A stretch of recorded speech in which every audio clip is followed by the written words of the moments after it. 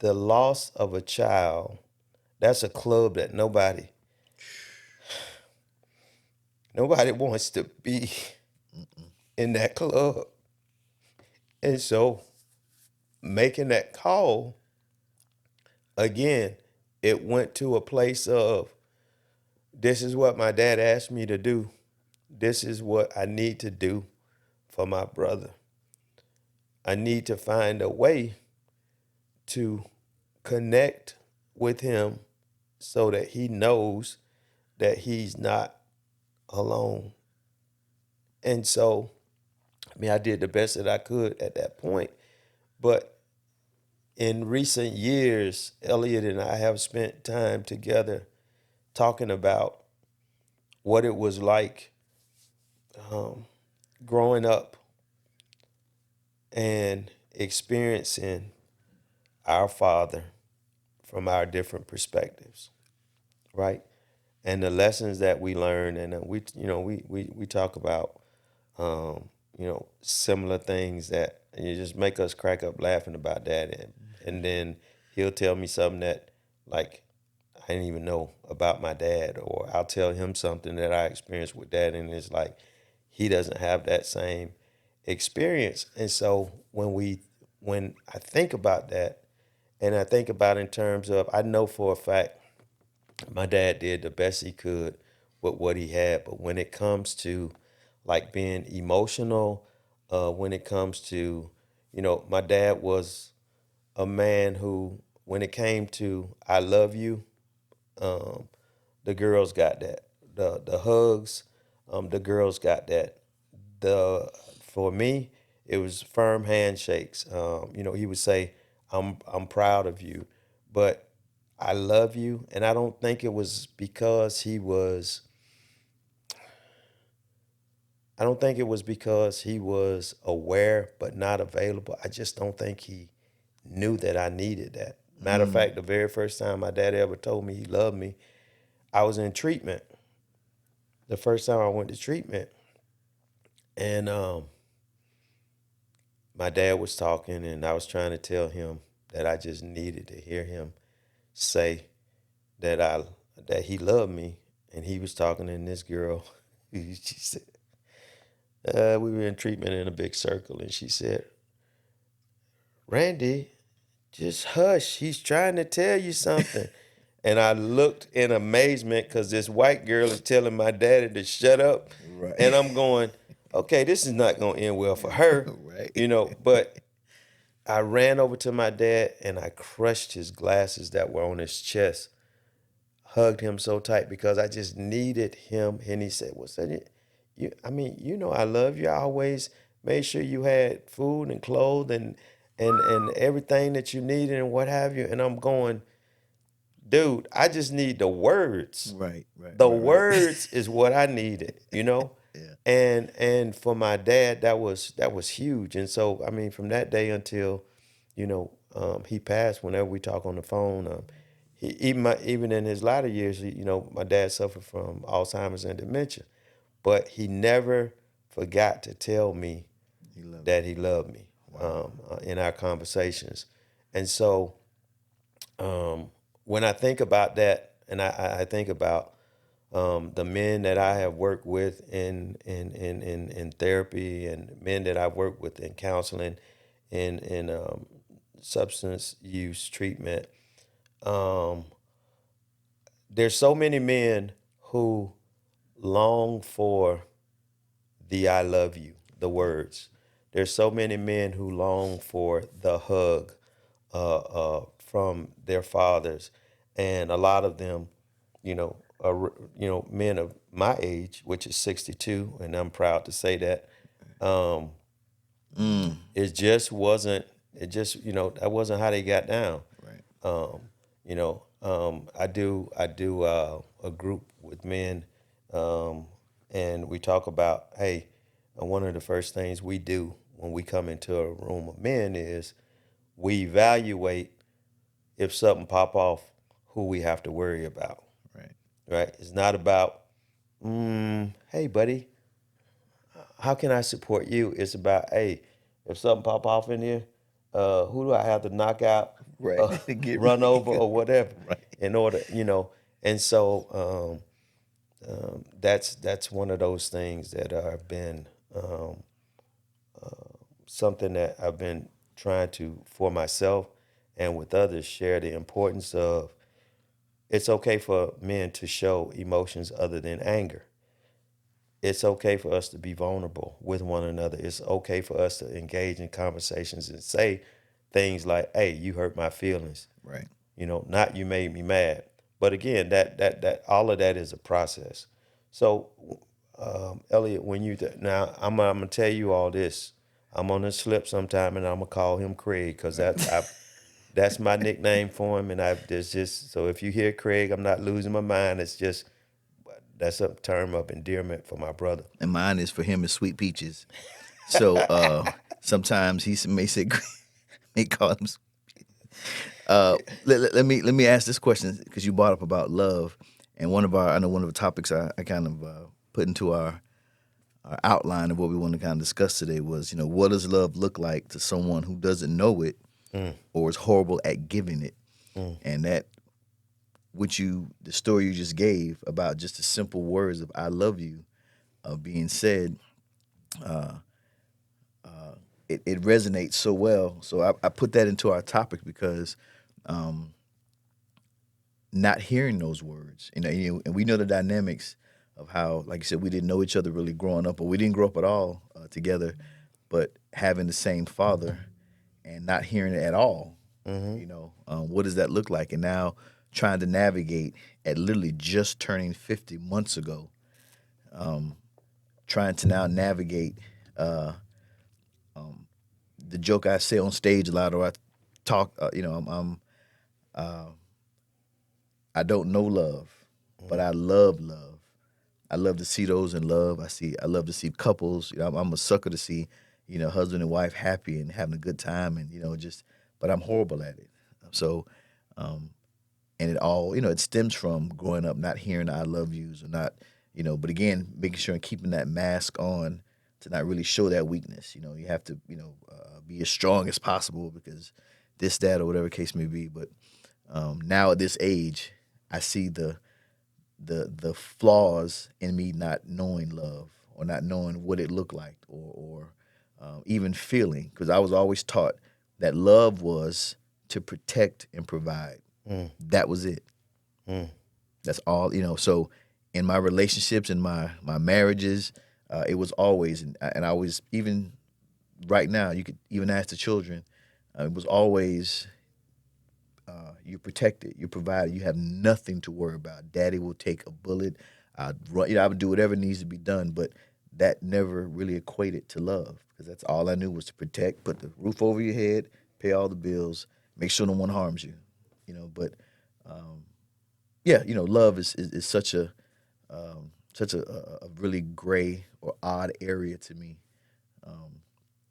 to hear. So you just stating about just needing to hear those words really means a lot. So you know, Elliot, I think that it gives me great pause to think about. You and I both are grown men with children, have relationships under our belts, um, and have had success in life, but we struggle right, with love. right, And so when you think about, um, when I think about that, again, the commonality of two men who share blood, didn't grow up together, but have all these similarities. right, And I know that we can't be alone in that right, because we both know so many men who deal with relationships. The love piece is from a provider perspective or from a physical perspective. Um, and it's, we confuse making love with love. right, We confuse being a good provider with love. We confuse protecting with love. And a couple of years ago, my wife Debbie said to me, she said, "Have you ever loved or been in love with?" That's what she had. Have you ever been in love with your two ex-wives? Mm. Right? And when she said that to me, it was like a gut punch because I'm like, You had to think about it. no, what I thought about was the irony that here's a person asking me this question that the answer was not very popular, in that I had to be honest and go, like, in love, like, Right. what, Start trying to separate what do you yeah, it's yeah, yeah, like when you say love, you mean love or right? what constitutes Right, right. being in love, right?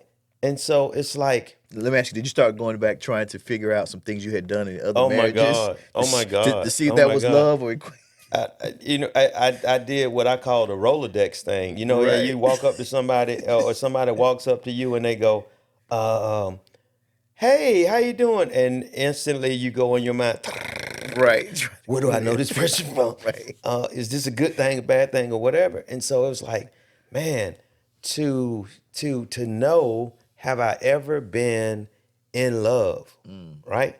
And having been married to and had children Right. with, and it's like in love, And you right? can't emphatically say yes. Yeah, and the honesty was, I had to say, well, like, no, but I mean, I love them to the best of my ability. And Right. and so, like you said, I became aware that at, let me see,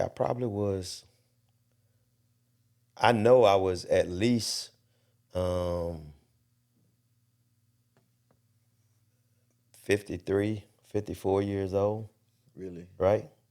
And it was like the realization of, dude, you have never been in Love. love. Right Right. now, I've been in lust a lot. Right. Okay, I've been in lust If like we're a being lot of honest, times. that's Yeah, I've exactly been in right. lust, Right. Been in lust a lot, right? but even that, and that again, it goes back to, that's a whole nother podcast. Um, Men and how we lust and call it love. Right. Wait, And, I haven't been in love. I've been in lust for a very long time, yeah. but been in love for this long. Right. But today I understand being in love is about being vulnerable, or being willing to To be be vulnerable. vulnerable. And the whole concept of what being vulnerable is for me as a man is like, dude, that means that I have to allow you in, Right. right? I have to let you into those inner walls. It brings me back to thinking about um, COVID, right? Hmm. And you said something a minute ago um, about how you allow yourself to be seen or something like that. And I think about, COVID gave us masks that everybody wore, and it was acceptable. Right. But one of the things I came to understand about me as a man, and I don't know if other people listening to this will identify with this, but most of my life I wore a mask. And that mask kept me safe. It kept me, um, there was always a agent Yes. that showed up for me. One of the books that I think will always stay in my mind was a book that I read by Hill Harper, and it was called The Conversations, Mm. right? And the conversation is about how we as people, when we are entering into relationships, and again, it's not whether it's a man or a woman, it could be between two men, it could certainly be a couple, a romantic couple, but we oftentimes send our agents. First. So we send the person that we want that other person to believe we are. And so when I take that same scenario and I look at men, oftentimes we present Mm-hmm. a person that we want that other person to think that we are. When we present ourselves before people, whether it's a job interview, whether it's you know those of us who go to church often on Sundays, our agent is deacon, reverend, Right. so and so, right? And we are the pillars of the church community, right? And we dress up and we show up and we are that person. But catch us in the parking lot after church, you get cut Whoa. off. Right. Catch me Monday, Right. catch me Sunday night coming from the club. Right. Um, you Totally know, different. Yeah. totally different, totally different. And so today in my life, I thrive and I strive to always present Cedric, the true Wow. the true uncut version, the authentic Cedric, and that's who I want to be. And so Wow. when you talk about not knowing love, it's like, okay, what is it about love that you seek to know, to have, to display, and do you know that? I'll give you a great example that someone gave me a while back, and it always stayed with me. Um, Women equate touch and things of that nature to love, you know. Mm-hmm. And I was asked once, "Do you know how to cuddle?" Mm. And I quickly, I don't cuddle. Mm. And she's like, "What do you? Is there an art? We know." And she was trying to explain to me cuddling. I've never in my life, like it was foreign to me Mm. to hold you afterwards or to be there to just lay there. Once we were done, that was it. It was watch TV, get something to, but the cuddling part is so important. So feeling or wanting, having that vulnerability to even cuddle. Uh, so she gave me an example of just say kind of rubbing your hand. You Mm-hmm. know, we had a movie. She was kind of rubbing my hand. Now, this is gonna seem comical, but this story is true.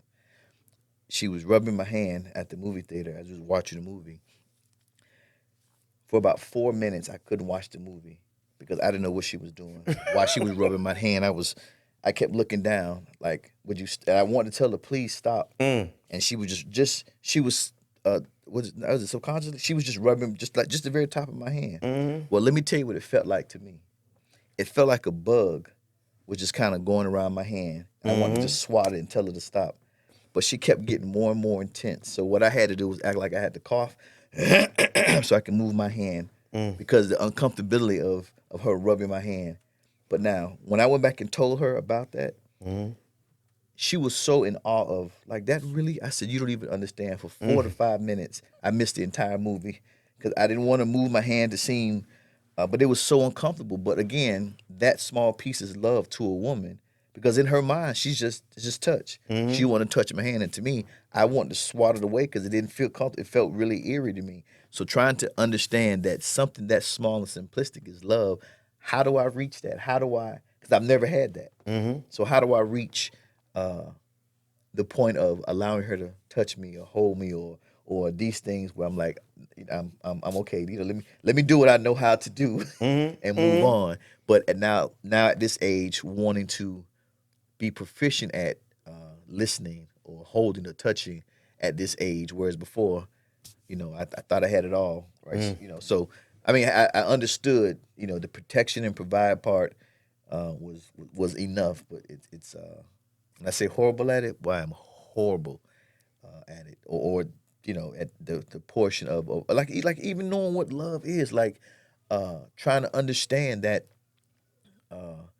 that touch is something that makes her feel good, but to me, it's how do I make it feel good to me? Or what's the significance of it? You know what I Mm-hmm. mean? So yeah. You know, you are probably you probably could get a presidential badge for that disclosure right there because I guarantee you are not Alone, alone right, in that. And I promise you, there's probably a lot of men and women that will hear that right, and they'll go, oh, we could just that's a whole nother podcast. We right, could just talk right, about that because right. you know. And again, I think that one of the things that has been beneficial in getting to know the man who lives inside of me is what you just said. Getting to a place of being able to make those disclosures, to be vulnerable to say, Right. I don't know. I have no idea how to do that. Um, um, you know, for a man to say, I don't know, is almost Mm. like Right. breaking a bone Yeah. because You can it admit to goes that. back to Right. yeah but Right. well because again if I don't know and you do then somehow that makes you better than me. And so one of the things that I have been trying to remember is that when I talk to other men, and I hope that this will really linger on with whoever gets to see or hear this from a man's perspective. um, Being able to say, I don't know, or I need help, or you hurt my feelings, Mm. it doesn't make you Any less less. than. Right. It gives you such an upper hand because, one of the things that, you talk about what women like in men is, you know, vulnerability.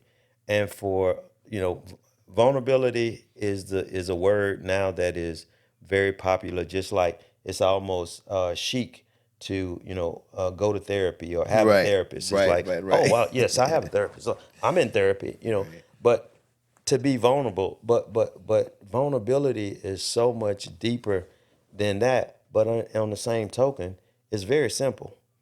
It's just being willing to put yourself at risk, Right. not risk of being harmed or hurt, but just being putting yourself at risk to be seen for the frailties that we all have, but also being seen for the inner strengths that one of the things that um, I've had in working with couples. As an addictions counselor, I get a chance to work with whole families, Okay. right? And working with whole families, you get to see systems in effect. And so when I think about systems, I think about I'm trying to grow spiritually as a person, right? And so I think about how God loves all of us no matter what, right? He made all of us. He knows all of us. Um, and so when we struggle, there is a passage that says, um, "Come ye who are heavily laden, Right. and I will give you rest." Something like that. I can't quote the scripture, but God says to us, "Come to me, surrender yourself to me, whatever it is, all your needs, all your desires, all your hurts, all your strengths, all your everything to me, and I'll give you peace." Right now, if I said to you, "Hey, Craig, um, just unload, man. Tell me all your Right. struggles. Tell me all your la la la la la la." Right? It's like, now you my brother. It's like, okay, yeah, but there's only a certain amount I'm gonna tell you Right. because if I tell you all of it, then you may use that to hurt me. Right. Okay? And I'm Now, afraid of that judgment as well. exactly, Right. Right. Right. exactly. Right. And so again, when I say the joy that I get or that I'm learning from working with people and everything that I do with other people, I try and internalize for myself as well. See what I can take from it to help me grow as a person so that I can continue to try to help others is that when you allow yourself to be vulnerable in your system, man, I mean, there's just so much growth and development that can happen. Right. But again, when you start talking about being vulnerable, you gotta trust. And again, it goes back to I can't love because I can't trust. Come on. I can't. So how do I love somebody when I don't trust Right. anybody, but I want somebody to Right. love me? Me. I Right. want somebody to love me, but Right. I trust nobody. But so it's that oxymoron that keeps you out of balance. So it's like a number of years ago, I was I was out of relationship with the Lord. I mean, that episode. I grew up always knowing who God was. I grew up always having a sense of God in my life. But when He took my son, I had issue. Come on. Right, I had issues with Right. God. Right. Right, and um, somebody told me one time. They said, I was like, man, I'm mad at God. You don't even know. I want to tell God some things, and it's like, but I've always been taught, don't lose your mind, okay? Right. It's just like with your parents. There's a lot Think of things about you it. can think in your mind, Right. but you don't lose your mind with your parent, and you definitely don't lose your mind with God. Right. But God is not a punishing God. And somebody told me one time, say, you know what? Whatever it is you thinking, whatever it is you feeling He already towards knows. God, He already knows. Right.